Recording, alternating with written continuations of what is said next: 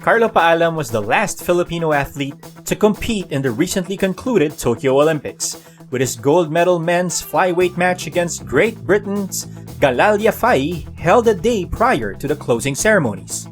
The Bukidnon-born boxer could have added another gold to the Philippines' already historic Olympiad, but he just fell short, losing to the Brit via split decision to settle for silver. His silver, however, is as good as gold.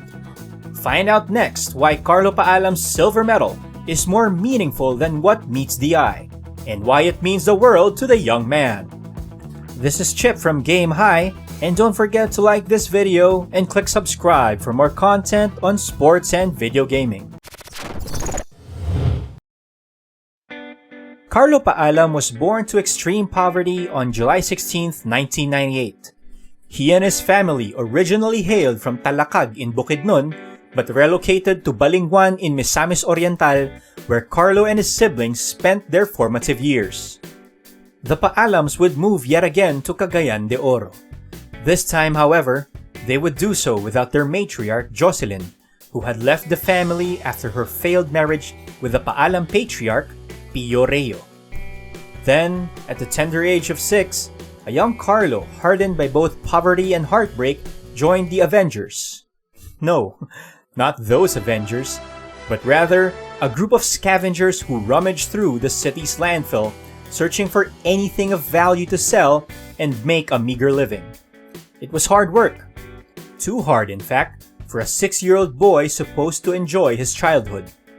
But it was also in Carlo's childhood that he first got into boxing.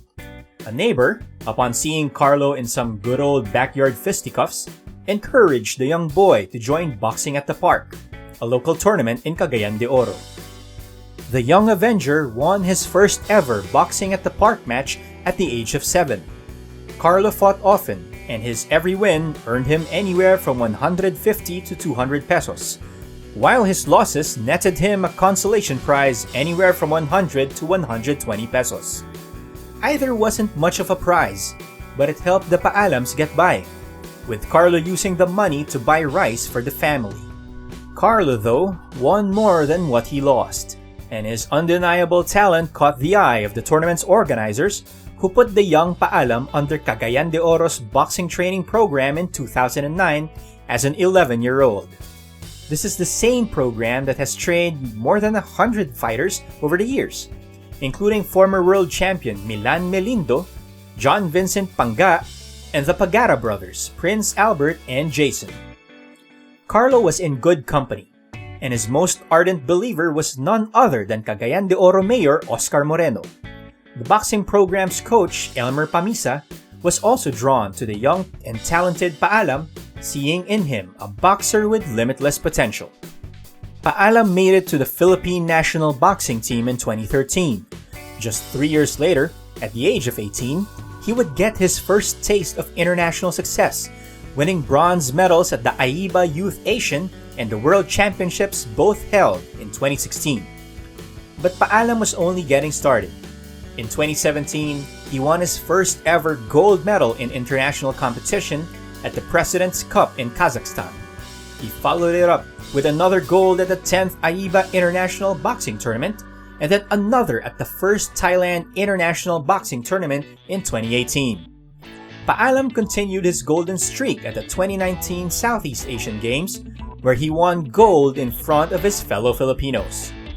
With most of the Olympic boxing qualifiers cancelled, Paalam was given a free pass to the quadrennial meet by virtue of his high world ranking, and the 23-year-old fighting pride of Mindanao would make the most out of his opportunity, pulling off upset after upset after upset as the Summer Games' ultimate underdog, the scavenger turned boxer looking for Olympic gold. Paalam got his Olympic campaign off to a rousing start, first outsmarting world number 6 Brendan Irvine and then outclassing Mohamed Fleecy of Algeria.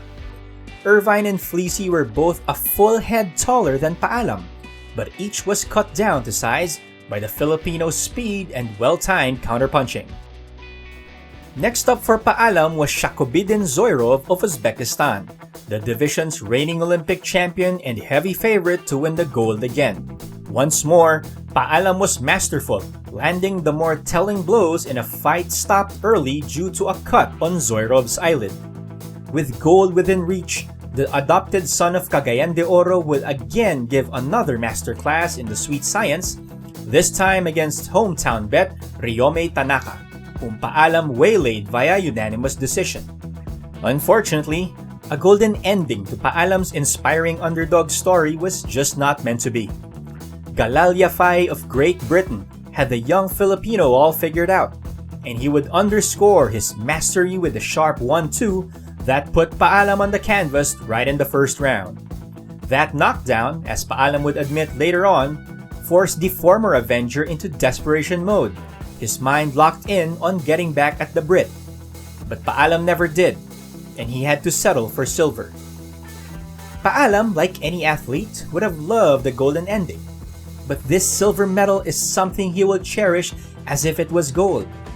A tearful Paalam explained why in his post-fight interview. The medals of the Tokyo Olympics are made of metal from discarded gadgets, exactly the kind of things he and his fellow Avengers would look for scavenging Cagayan De Oro's landfill many years ago. In other words, the medal Paalam worked so hard for is a glittering reminder of both his hard-luck life and his humble beginnings as a scavenger. It is a past that Paalam often recalls, fondly and proudly. His every recollection sans neither a tinge of regret nor shame. Those Avenger days are part of the Carlo Paalam story, and his silver medal will forever remind him of that time in his life. That silver medal will also keep Paalam grounded and hungry for more. Thanks for listening. Give us a thumbs up for this video and leave a comment to engage, at least congratulating the Boxing Wonderkin. Do check out our pages on Facebook and Instagram, as well as listen to our podcast on Spotify and Apple Podcasts. We'll see you around on our next episode. Bye!